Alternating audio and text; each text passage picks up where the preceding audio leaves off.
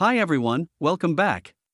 In this video, I am going to show you how to make Syncfusion's Blazor Maps control more interactive by adding tooltips to it. Look at this example, where a map displays countries that appeared in the Cricket World Cup finals, as well as their respective winning counts. Now, I will show you how to write the code to add and customize tooltips in the Blazor Maps control. First, I open an existing Blazor map application, where I already added a simple maps control with basic properties, and added a GeoJSON shape of the world map in the maps layer. I set the t-value, the shape property path, and the shape data path properties to it. I have bound World Cup cricket statistics, with an appropriate title for the map. This map data source contains three fields, namely, name, winner, and finalist, with appropriate values to depict the countries that appeared in the Cricket World Cup finals and their winning counts. Here, I have defined the map shape color based on the data source field finalist, using the property color value path.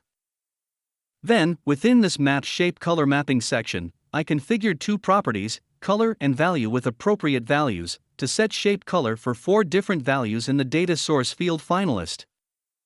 If you would like to watch the video on how to create this Blazor app, follow the link provided in the card above, or description below.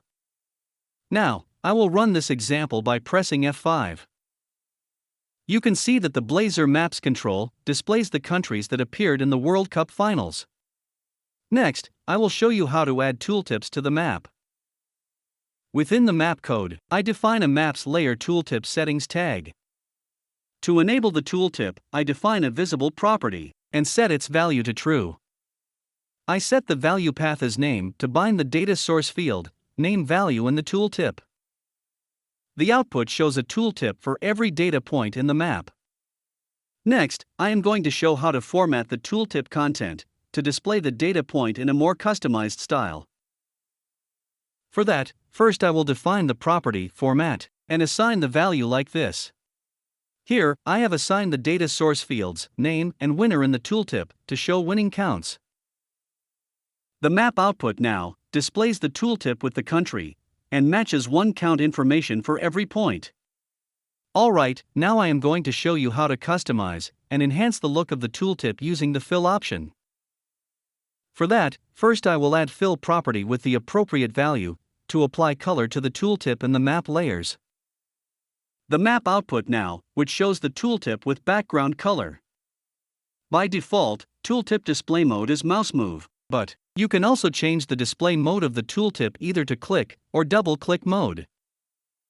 Here, I plan to set the tooltip display mode to click, so let me define the property, tooltip display mode, with the value click. See the output now, the map shows the tooltip while clicking the map shapes. Next, I will format the tooltip using an HTML template. To do that, first I need to remove the existing format and fill properties, and define the tooltip template tag within this Maps Layer Tooltip Settings section.